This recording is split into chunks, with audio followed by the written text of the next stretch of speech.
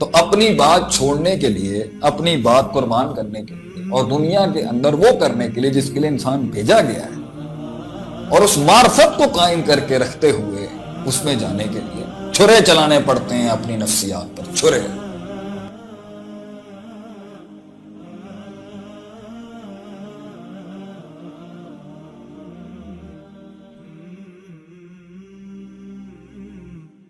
کلو حزب بما لدیہم فرحون، سب خوش ہیں اپنی چھوٹی چھوٹی 2 اینٹ کی سوچ پر، سب خوش ہیں۔ بعض نے یہ کہہ دیا ہے کہ جب تک اس کے پر فلاں زبان کا کور نہیں آئے گا ہم اسے دینی نہیں کہیں گے۔ مفہوم چاہے جتنا دینی ہو، تعبیر اگر وہ دینی نہیں ہے، یا عربی نہیں ہے،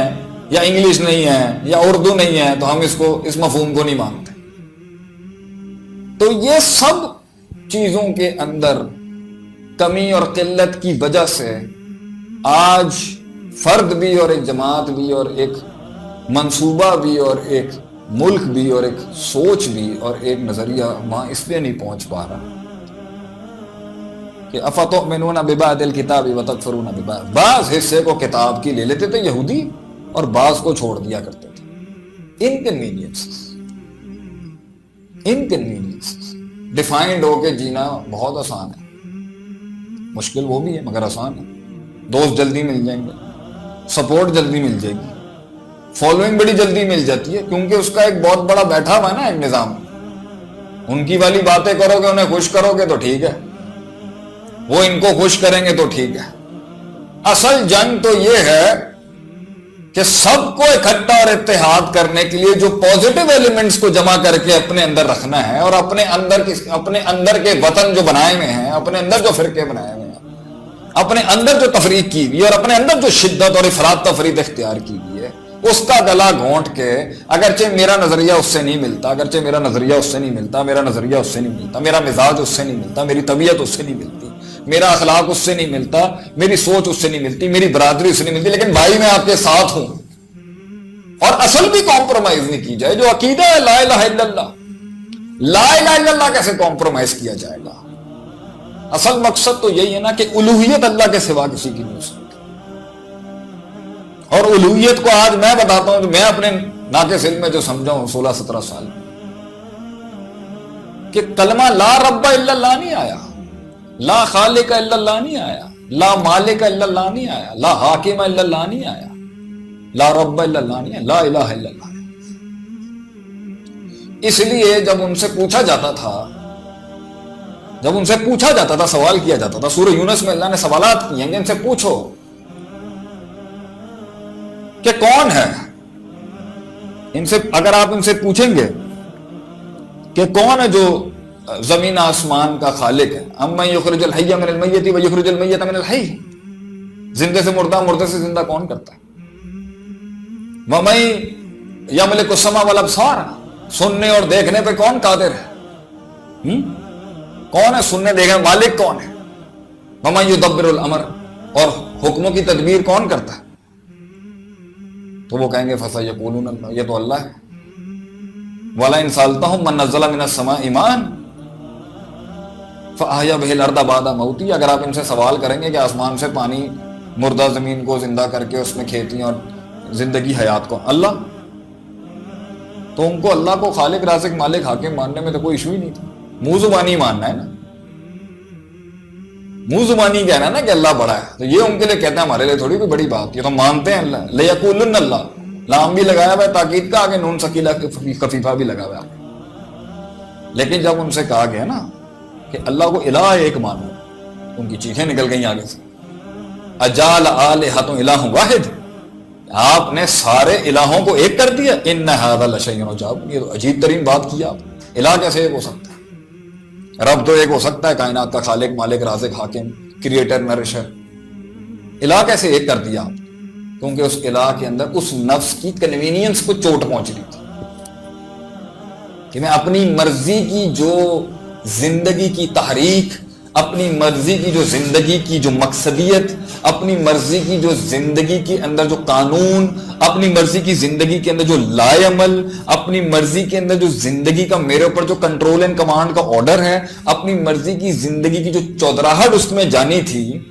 اور اپنی دو دو اینٹ کی جو بنائی ہوئی تھی، اور پھر اس کے اوپر ایک بہت بڑی اکانومک ڈرائیو چل رہی تھی، اور اس کے اوپر لوگوں کے پورے پورے کاروبار چل رہے تھے، اور اپنی چودراہٹیں چل رہی تھیں، اور جو ایک پورا سٹیک اس کے اوپر تھا، پھر پورے قبیلے جڑے ہوئے تھے، پھر وہ ایک بت نہیں تھا، وہ ایک ہستی تھی جو کیش ہو رہی تھی، اس کے نام پر لوگوں کو بیوقوف بنایا جا رہا تھا، لوگوں کو کنٹرول کیا جا رہا تھا۔ وہ الوہیت کو ختم کر کے اگر اللہ کو وہ اینڈ دے دیا جاتا تو پھر بندے کی کیا حیثیت رہتی؟ یہ تھا لا الہ الا اللہ، اس پر انہوں نے کہہ دیا ان ھذا لشیء عجاب، ھذا سے پہلے ان، شیء کے اوپر لام، عجیب کی جگہ عجاب، تین تاکیدیں ہیں اس کے اندر، تو وہ چیخ ہی پڑے آگے سے۔ اور بلاغت کے قاعدے کے مطابق عربی میں یہ انکاری جملہ تھا، ان بھی لگا ہوا ہے، لشیء بھی لگا ہوا ہے، عجاب بھی ہوا ہے، یہ انکار تھا ان کا، اور بڑا سارا سخت انکار تھا ان کا، بھائی یہ نہیں ہم کہہ سکتے۔ تو آج ہمارے یہاں بھی یہی ہے، اپنی مرضی کا ہے، اپنی کنوینئنس کا، کسی کو فلاں والا پسند ہے تو کسی کو فلاں والا پسند نہیں، کسی کو فلاں سپیکر پسند ہے، کسی کو تو فلاں سپیکر پسند نہیں، وہی بات وہ کرے تو ٹھیک ہے، وہی بات وہ کرے تو پسند نہیں۔ کنوینئنس، مزاج، کلچر، سوچ، مگر یہ نہیں دیکھنا کہ جمیت اور مفاد، ہائر گڈ کیا ہے، کیا کچھ قربان کرنا پڑتا ہے تھوڑا کچھ جمع کرنے کے لیے۔ تو اپنی بات چھوڑنے کے لیے، اپنی بات قربان کرنے کے لیے، اور دنیا کے اندر وہ کرنے کے لیے جس کے لیے انسان بھیجا گیا ہے،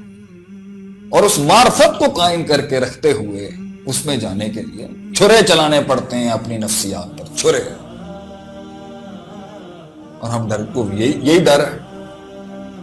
یہی ڈر ہے کہ اتنا سب کچھ چھوڑ کے آئے پھر مذبذب ہو جائیں گے۔ تو حتمی چیز کیا، تو میں اس کا مطلب یہ تھوڑی ہے کہ ہر چیز ہی غیر معین رکھیں، کچھ چیزیں پرنسپل اور سٹینڈرڈائز رہیں گی، جیسے میں نے کہا لا الہ الا اللہ ہمیشہ سٹینڈرڈائز رہے گا، توحید کے اوپر کوئی کمپرومائز نہیں ہوگا، شرک کے ساتھ کوئی کمپرومائز نہیں ہوگا، مگر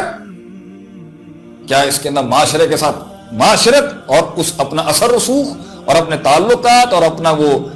جو ڈومین ہے، وہ ڈائنامکس ہیں، یہ کیسے بڑھائی ہیں پھر آپ صلی اللہ علیہ وسلم نے؟ کیسے وہ سوچ وائرل ہوئی، وہ کیسے وہ گئی، کیسے ہر کسی نے اون کیا آپ کو؟ پھر اس کے اندر آپ کو اپنی زندگی کے کور سے نکلنا پڑتا ہے، اس ہال سے نکلنا پڑتا ہے، اور جب آپ وہ مارے کھائیں گے اور دھکے کھائیں گے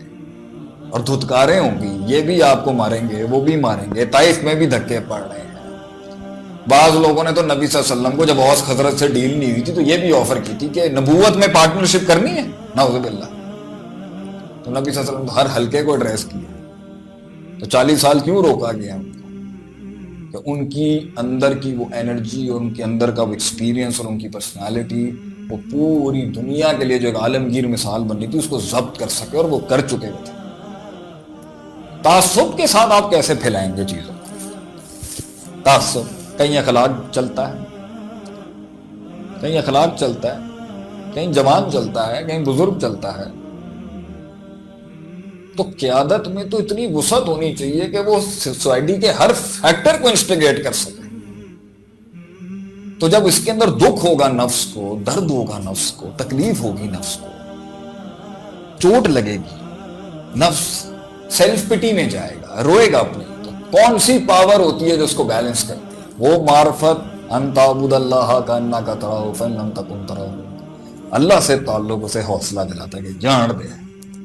اللہ کی خاطر ہے جان دے۔